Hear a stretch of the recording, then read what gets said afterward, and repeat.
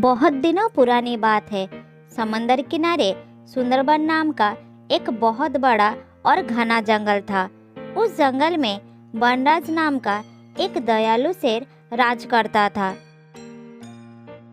जंगल के सभी जानवर अपने राजा को बहुत आदर और सम्मान करते थे। वनराज भी अपनी प्रजाओं का अच्छा ख्याल रखता था। एक दिन वनराज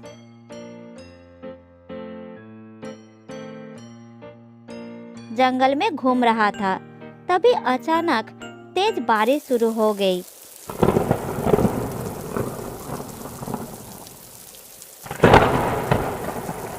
अरे, अचानक बारिश शुरू हो गई। आज जंगल में घूमने का मन था, मगर इस बारिश ने तो सब कुछ खराब कर दिया। थोड़ी देर पहले तो आसमान साफ था। अभी मुझे किसी पेड़ के नीचे आश्रय लेना होगा। असमय बारिश में भीगेंगे तो तबीयत खराब हो सकता है। तभी वनराज की नज़र एक पेड़ के नीचे खड़े हुए बंदर पर पड़ा, जो बारिश के ठंड पानी के वजह से कांप रहा था।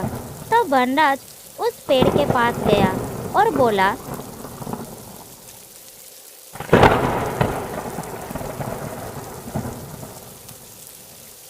अरे, कौन हो तुम? तुम मेरे जंगल के तो नहीं लगते, और यहाँ क्या कर रहे हो? अचानक अपने सामने शेर को देखकर बंदर डर गया। फिर धीरे धीरे बोला, मेरा नाम शेरू है। मेरा जंगल का राजा अचानक गायब हो गया और राजा के ना होने से जंगल का संतुलन पूरी तरह से बिगड़ गया। इसीलिए मुझे अपनी जान बचाने के लिए यहाँ आना पड़ा। मुझे यहाँ थोड़ा आश्रय दीजिए महाराज। बंदर की बात सुनकर वनराज उसे ध्यान से देखा। फिर गुस्से से बोला, क्या बात कर रहे हो तुम? शेरू नाम तो शेर का ही होता है, और तुम तो एक बंदर हो। तुम्हारा हिम्मत कैसे हुआ अपना नाम शेरू रखने का? शेर की बात सुनकर बंदर डर के मारे कांपने लगा। फिर शेर ने जोर जोर से हंसते हुए बंदर को बोला, अरे डरो मत, डरो मत। मुझे देखकर घबराने की कोई ज़रूरत नहीं है दोस्त। मैं और शेरू की तरह खुखार नहीं हूँ। ठीक है, छोड़ो। जब तक तुम्हारे जंगल के शेर राजा वापस नहीं आ जाता, तब तक तुम मेरे जंगल में रहना। चलो मेरे साथ। फिर वनराज ने बंदर को अपने साथ अपने गुफा में ले आया और उस दिन के बाद से बंदर शेराज के साथ ही रहने लगा। शेराज जहाँ भी जाता अपने दोस्त बंदर को साथ ले जाता। कुछ ही दिनों में वनराज और बंदर की दोस्ती सारी जंगल में प्रसिद्ध हो गई। एक दिन शेर और बंदर जंगल में घूम रहे थे कि तभी वहाँ पर तेंदुआ आ गया और शेर से बोला,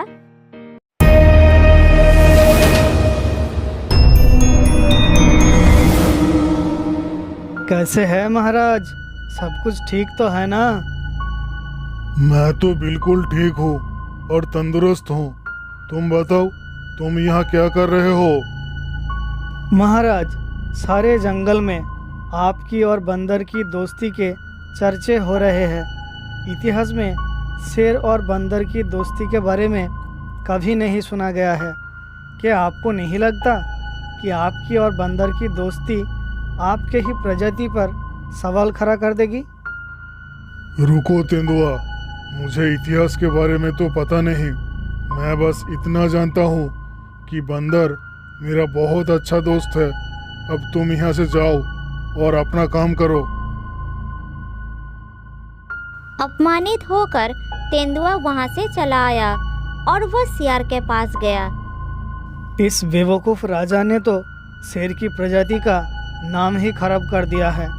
एक मामूली बंदर से दोस्ती आखिर वो कैसे कर सकता है? हाँ, तुमने ठीक ही कहा। हम तो बाहर मुंह दिखाने के लायक नहीं रहे। मैं कहता हूँ इस बात को लेकर जंगल के सारे जानवरों को उसके खिलाफ भड़का दो। सियार की बात तेंदुए को बहुत अच्छा लगा। फिर उसने बोला, तुम सही कहते हो। आखिर हमारे जंगल के मान सम्मान का सवाल है। उस बेवकूफ़ की गलती के वजह से हम जंगल का अपमान नहीं सह सकते। तुम सही कहा तेंदुआ भाई। जब दूसरे जंगल के राजाओं को ये पता लगेगा कि हमारे जंगल का राजा एक कमजोर मामूली बंदर के साथ घूमता है, तो उनकी नजरों में हमारे जंगल की क्या अहमियत रह जाएगी। ठीक है, मैं समझ गया। तुम आज ही जंगल के सारे जानवरों को गुप्त रूप से एकत्रित करो। मैं उन सभी से बात करूंगा। और हाँ, इस बात का पता शेरराज को बिल्कुल नहीं लगना चाहिए।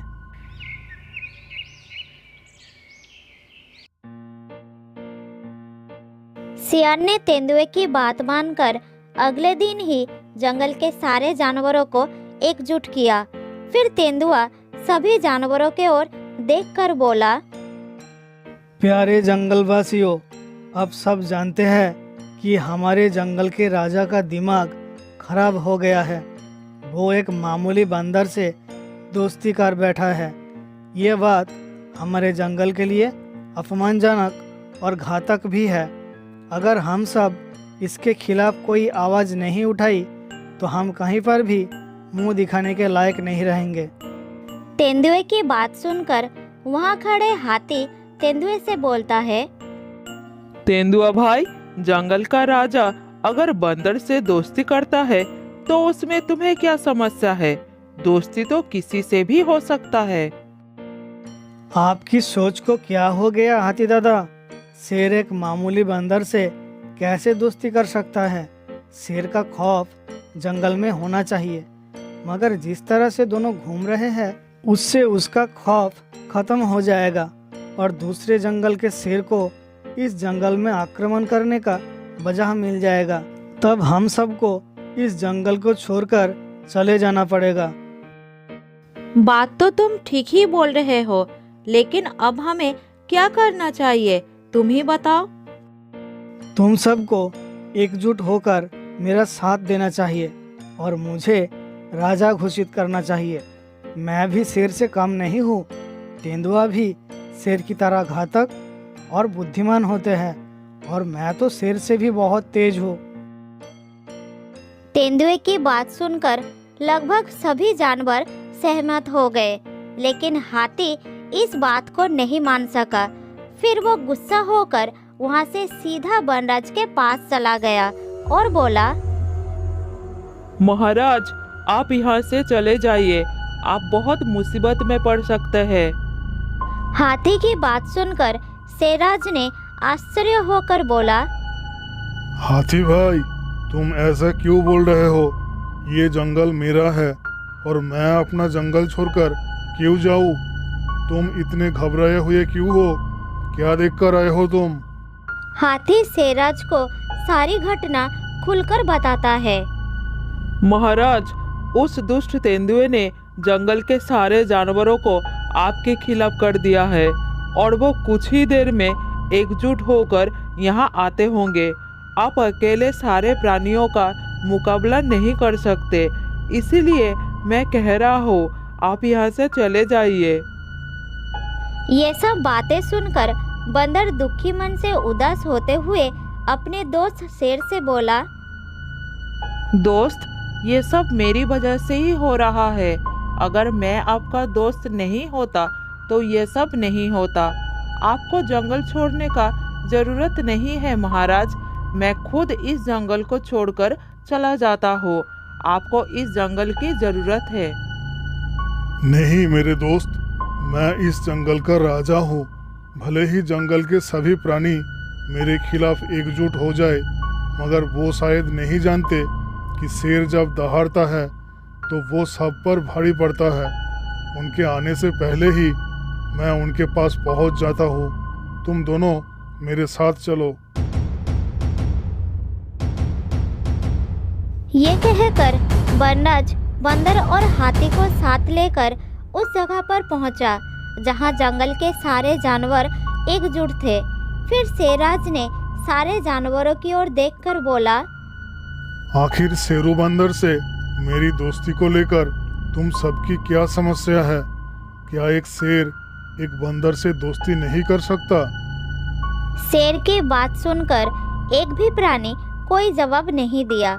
ये देखकर तेंदुआ मुस्कुराते हुए बोला, इन भोले भाले प्राणियों से क्या बात कर रहे हो वनराज? मुझसे बात करो। तेंदुए की बात सुनकर शेर बहुत क्रोधित हो गया। फिर बोला, मैं अपनी जंगलवासियों से बात कर रहा हूँ तेंदुए, तुमसे बात नहीं कर रहा हूँ। और मैं इन सब का राजा हूँ, मेरा अधिकार है इन सब से सवाल करने का। आप राजा नहीं हैं, राजा थे। शायद आपको नहीं पता कि जंगल के सारे प्राणियों ने अपना राजा मुझे मान लिया है। अब मैं जंगल पर शासन करूँगा। तेंदुए की बात सुनकर शेराज की गुस्सा और भी बढ़ गया और फिर बोला, तुम अपने आप को क्या समझते हो तेंदुए? तुम्हें इस जंगल का राजा बनने से पहले मुझसे युद्ध करना होगा। ऐसे ही किसी के कह देने से राजा नहीं होता। राजा को अपनी योग्यता साबित करना पड़ता है। इसलिए तुम अपनी योग्यता साबित करो। अगर तुमने मुझे हरा दिया तो मैं खुद तुम्हें राजा घोषित करूंगा। चलो युद्ध करो मेरे साथ। वनराज ने इतना कहा ही था, तब बंदर ने शेर से बोला, महाराज, आपको इस तेंदुए से युद्ध करने की कोई आवश्यकता नहीं। इस तेंदुए के लिए मैं ही काफी हूँ। मैं इसके साथ युद्ध करूँगा। ये सुनकर शेर के साथ साथ सभी जानवर आश्चर्यचकित हो गए। फिर तेंदुए ने बोला, अरे भाई, क्या मेरे इतने बुरे दिन आ गए कि मैं एक बंदर के साथ युद्ध करूं? भाग जा बंदर, नहीं तो अभी मैं तुझे मार दूंगा। मैं तुम्हें युद्ध के लिए ललकारता हूँ। अगर युद्ध में मैं मर गया तो मेरा मांस तुम आराम से खा सकते हो। वनराज ने बंदर को रोकने की बहुत कोशिश की, मगर बंदर नहीं माना और वो तेंदुए के साथ युद्ध करने लगा और बंदर ने सभी जानवरों को आश्चर्यचकित कर दिया। बंदर ने बड़ी आसानी से तेंदुए को हरा दिया। तब तेंदुए ने बोला, तुम तो एक मामूली बंदर हो, आखिर तुम्हारे पास इतनी शक्ति कहाँ से आई? तुम कोई साधारण बंदर नहीं हो सकते। मुझे हराना इतना आसान नहीं था। तभी बंदर के शरीर से तेज रोशनी निकलने लगी और वो एक शेर में परिवर्तित हो गया। ये देखकर सभी जानवर हैरान रह गए। ये कैसा चमत्कार है? तुम तो शेर में परिवर्तित हो गए। तभी एक तेज रोशनी के साथ एक साधु वहां पर प्रकट हुए और शेर से बोले, तुम्हारा दोस्त एक शेर ही है वनराज। ये मेरे श्राप के कारण बंदर बन गया था। जब ये शेर था तब वो निर्दोष और कमजोर प्राणियों को मार देता था। इसलिए मैं इसे श्राप देकर एक कमजोर प्राणी में परिवर्तित कर दिया, ताकि इसे पता लगे कि कमजोर होने का एहसास क्या होता है। मैंने इसे और भी कहा था कि तू बंदर की ही रूप में किसी ताकतवर के साथ युद्ध करना, तो फिर तू अपने असली रूप में आ जाएगा। इतना बोलकर साधु वहां से गायब हो गया। तब वनराज शेरू से बोला, अब मैं समझा कि तुमने अपना नाम शेरू क्यों कहा था, और तुम जिस जंगल के बारे में बता रहे थे उस जंगल के राजा तुम ही थे ना? तुमने बिल्कुल सही कहा। अब मैं अपने जंगल जा रहा हूँ। ये कहकर शेरू अपने जंगल वापस चला गया। फिर वनराज ने तेंदुआ और सियार को जंगल से बाहर निकाल दिया। बहुत साल पहले की बात है। गंगा के किनारे एक सुंदर सा जंगल था। उस जंगल में बहुत सारा पशु पक्षी मिलजुल कर रहते थे। जंगल में एक बड़ा सा पेड़ के ऊपर कई सारे पक्षी घर बनाकर रहते थे, जैसे तोता, कौवा और कबूतर। तोता और कबूतर के बीच अच्छी दोस्ती थी, लेकिन कौवा थोड़ा घमंडी था और वो अकेला रहना पसंद करता था। एक दिन रात में बहुत तेज आंधी तूफान आई और इसके कारण पशु पक्षियों के बहुत सारा घर टूटकर बिखर गया। पशु पक्षी बेघर होकर इधर उधर दौड़ने लगे। पेड़ के डाल टूटकर नीचे गिरने लगे। इस तरह रात बीत जाती है।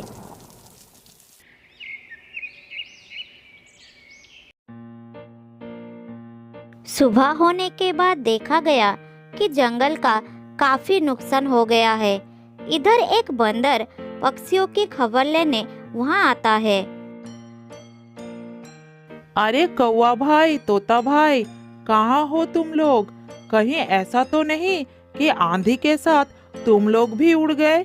अरे कौवे का घोंसला तो कहीं नजर नहीं आ रहा, कहाँ गए हैं सब? तब कौवा नीचे से आवाज लगाता है। उसका घोंसला उसके ऊपर गिरा हुआ था। फिर कौवा बंदर की आवाज सुनकर धीरे धीरे बाहर निकलता है और कहता है, अरे बंदर भैया, मैं जिंदा हूँ। कुछ देर के लिए मुझे लगा था कि मैं मर गया हूँ। तुम्हारा आवाज सुनकर मेरा होश आया। हाँ भाई, इस आंधी ने तो सब कुछ तबाह कर दिया।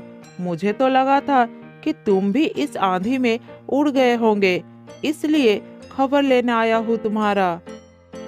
क्या कह रहे हो बंदर भाई? अभी मेरा उम्र ही क्या है, इतने जल्दी कैसे मर जाऊंगा? वैसे कबूतर कहीं दिखाई नहीं दे रहा है। आंधी से पहले हम दोनों एक दूसरे से बात कर रहे थे, लेकिन तभी अचानक तेज आंधी ने दोनों को उड़ा ले गया। उसके बाद मुझे कुछ याद नहीं। तभी कबूतर उड़ते हुए वहां पर आता है। अरे भाई, क्या बात है? मेरे ही बातें चल रहा है। हाँ भाई, तुम्हारा ही बात चल रहा है। बंदर भैया को कल क्या हुआ था वही कह रहा हो। अब चलो जल्दी से हमारा घर ठीक कर लेते हैं। इस बार और भी मजबूत घर बनाना होगा, नहीं तो फिर से हमें उड़ा ले जाएगा। वो सब बातें कर ही रहे थे, तभी उनकी नजर पेड़ पर जाता है। वो सब देखते हैं कि तोता अपना घर ठीक कर रहे हैं। तब कौवा उसके पास जाता है और कहता है, अरे तोता भाई, तुम तो बड़े तेज निकले। आंधी थमी नहीं कि अपना घर बसाना शुरू कर दिया। जरा हमारे लिए भी इंतजार करो। ना भाई, ऐसी कोई बात नहीं है। दरअसल तुम तो जानते ही हो, मुझे जरा दाना पानी लेने जाना है और मैं तो समय नष्ट नहीं करता हूँ। ये तो तुम भी जानते हो। हाँ भाई, हाँ जानता हूँ। तुम अपना काम समय पर करते हो। ठीक है, मैं भी अपना काम करता हूँ। मुझे भी अपना घोंसला ठीक करना है। ठीक है, मैं भी चलता हूँ। मुझे भी खाना ढूंढना होगा। देखता हूँ जंगल में कुछ बचा भी है या नहीं। अगर सारा फल झड़ गया तो समस्या हो जाएगी। इतना बोलकर बंदर वहां से चला जाता है। फिर तोता कबूतर से कहता है, कबूतर भाई, चलो जंगल से दाना पानी लेकर आते हैं। घोंसला बनाने में मैं तुम्हारा मदद कर दूंगा। चलो चलते हैं। भूख तो मुझे भी लगा है तोता भाई। घोंसला बाद में बना लूंगा, पहले खाने की बंदोबस्त करते हैं। भूखे पेट में कोई काम अच्छे से नहीं होगा। चलो। इतना कहकर तोता और कबूतर दाना लाने के लिए जंगल में चले जाते हैं। जब दोनों दाने के लिए इधर उधर नजर घुमा रहा था, तभी उनकी नजर आसमान में घूमता हुआ एक बाज पर पड़ती है। तब तोता कबूतर से कहता है, अरे कबूतर भाई, वो देखो, ये बाज आसमान में क्यों घूम रहा है? कहीं इसने किसी घायल पक्षी को तो नहीं देख लिया जिससे वो अपना शिकार बनाएगा? बात तो तुम सही कह रहे हो। चलो देखते हैं क्या बात है। फिर दोनों आसमान से नीचे आते हैं और एक पेड़ पर बैठकर इधर उधर देखने लगते हैं कि ये बाज पेड़ के ऊपर क्यों मंडरा रहा है। तभी कबूतर की नजर जमीन में एक सुंदर चिड़िया के ऊपर पड़ता है। अरे तोता भाई, वो देखो, एक बहुत ही सुंदर चिड़िया जमीन में पड़ी है। मुझे लगता है ये चिड़िया आंधी में उड़कर यहाँ आकर गिर गई है। ये चिड़िया तो बहुत ही खूबसूरत है। ये तो हमारे जंगल के नहीं लगते हैं। क्या बोल रहे हो तुम? अरे हाँ हाँ कबूतर भाई, चिड़िया तो बहुत ही खूबसूरत है। इतनी खूबसूरत चिड़िया हमारे जंगल में कभी नहीं देखा। लेकिन ये जिंदा है या मर गई है? अरे तोता भाई, ये क्या बोल रहे हो? चलो उसके पास जाकर देखते हैं। फिर दोनों चिड़िया के पास जाकर बैठते हैं तो उन्हें पता चलता है कि वो जिंदा है। इतनी खूबसूरत चिड़िया को देखकर तोते के दिल जोर जोर से धड़कता है। लेकिन चिड़िया बेहोश पड़ी थी। ऐसा लग रहा था कि आंधी ने उसे यहाँ लाकर गिरा दिया हो। चिड़िया तो बहुत ही खूबसूरत है भाई। अगर मैं शादीशुदा नहीं होता तो मैं इसे शादी कर लेता, लेकिन मैं अपनी बीवी को धोखा नहीं दे सकता। तुम कोशिश कर सकते हो तोता भाई। अरे ये सब क्या कह रहे हो कबूतर भाई? पहले इसे होश में तो आने दो। ये कौन है, कहाँ से आई है, यहाँ कैसे पहुँची, ये सब जानना है पहले। अरे भाई, अभी से इतनी चिंता? हाँ हाँ, प्यार में ऐसा होता है, मैं सब जानता हूँ। दोनों बात कर ही रहे थे, तभी चिड़िया की आँख खुली। फिर वो कहने लगी, मैं कहाँ हूँ और तुम लोग कौन हो? मेरे पास क्या कर रहे हो? मैं यहाँ कैसे आई? डरो मत, हम तुम्हारी मदद के लिए आए हैं। अगर हम तुम्हारे पास नहीं आते तो वो बाज तुम्हें खा जाते। मुझे अपने घर जाना है। मैं घर जाना चाहती हूँ। ये कौन सी जगह है? तुम बिल्कुल डरो मत, हम तुम्हें तुम्हारे घर पहुंचा देंगे। रो मत। अभी तुम हमारे साथ हमारे घर चलो। जब तुम ठीक हो जाओगे हम तुम्हें पहुंचा देंगे। हम तुम्हारा पूरा ख्याल रखेंगे। चलो हमारे साथ।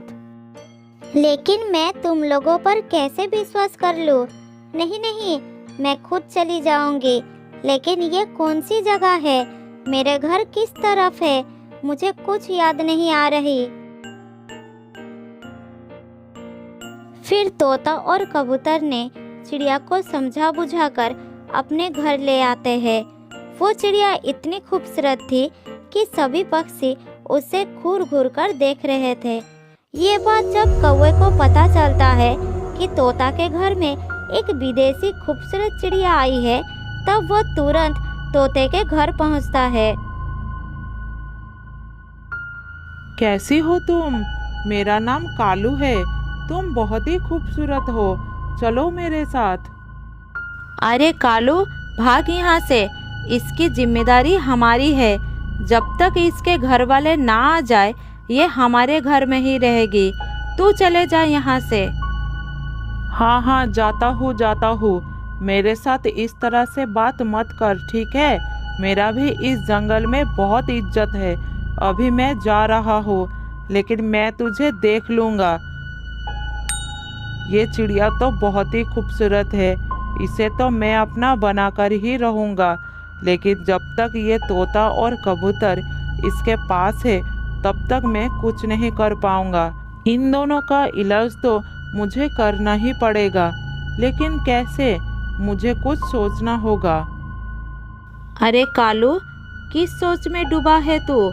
ये हमारे मेहमान है और हमारी जिम्मेदारी है। तू निकल यहाँ से, जा भाग। अरे तोता भाई, तू तो बुरा मान रहा है।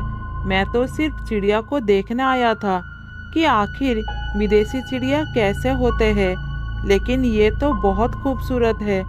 ठीक है भाई, मैं चलता हूँ। मुझे दाना लाने जाना है।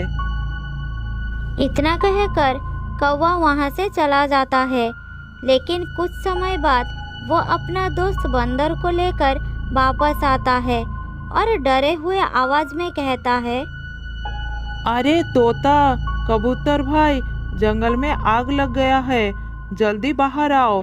अगर आग को बुझाया नहीं गया तो पूरे जंगल में आग फैल सकता है। बंदर की बात सुनकर तोता और कबूतर विदेशी चिड़िया को घर में अकेला छोड़कर उनके साथ जंगल के अंदर चला जाता है। कालू कौवा भी उनके साथ पीछे पीछे उड़ रहा था। थोड़ी दूर जाने के बाद मौका देखकर वो भाग जाता है और सीधा तोते के घर में आता है। अरे क्या हुआ, सब ठीक तो है ना? और बाकी सब कहाँ है?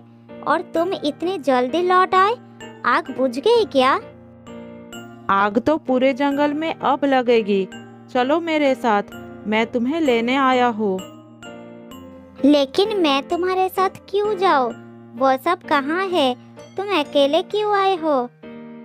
अरे घबराओ मत, असल में इस जंगल में भयानक आग लग गया है और हम सब इस जंगल को छोड़कर जा रहे हैं, इसलिए वो सब हमें भेजा है तुम्हें उनके पास ले जाने के लिए। फिर कौवा उसे समझा बुझाकर अपने साथ दूसरी जगह ले जाता है और वहां जाकर उसे एक पिंजरे में बंद कर देता है। फिर उसे कहता है, मैं तुम्हारे प्यार में पागल हूँ, बताओ तुम मुझे शादी करोगे या नहीं? अगर तुम मुझे शादी नहीं करोगे तो मैं तुम्हें नहीं छोड़ूंगा। इधर बंदर तोता और कबूतर को जंगल के बहुत दूर ले जाता है, लेकिन उन्हें कहीं भी आग या धुआं नहीं दिखता। फिर तोता बंदर से कहता है, हम जंगल से बहुत दूर निकल आए हैं और पूरे जंगल में कोई आग भी तो नहीं है। कहीं तुम हमें झूठ तो नहीं बोल रहे? और कालू कहाँ है? कहीं ये सब तुम दोनों की चाल तो नहीं है? तोता और कबूतर को समझ आ जाता है कि ये कालू की चाल है, चिड़िया से दोनों को दूर करने की। फिर दोनों जल्दी से उड़ते हुए अपने घर में आते हैं, लेकिन घर में पहुंचकर चिड़िया को नहीं देख पाते हैं। फिर दोनों उड़ते हुए चिड़िया को ढूंढने निकल पड़ते हैं। तभी उन्हें एक जगह से चिड़िया के चिल्लाने की आवाज़ आती है और दोनों ही उस दिशा में बढ़ते हैं। वहां पहुंचकर दोनों देखते हैं कि कालू ने चिड़िया को बंदी बनाकर रखा है। तेरी इतनी हिम्मत कालू, तू हमारी मेहमान को बंदी बनाकर रखा है, तुझे तो मैं जिंदा नहीं छोड़ूंगा। ये कहकर दोनों कालू के ऊपर झपट पड़ते हैं। मार खाकर कालू उनसे माफी मांगता है। मुझे माफ कर दो भाइयों, मुझे बहुत बड़ी गलती हो गई। मैं कभी ऐसा काम नहीं करूँगा, बस छोड़ दो मुझे, मैं इस जंगल को छोड़कर चला जाऊंगा। फिर कौवा जंगल छोड़कर वहां से चला जाता है और तोता चिड़िया को अपने घर ले आता है। घर पहुंचकर विदेशी चिड़िया तोता के साथ अपनी जिंदगी गुजारने का फैसला लेती है। फिर वो तोता के साथ सुख शांति से अपनी जिंदगी जीने लगती है।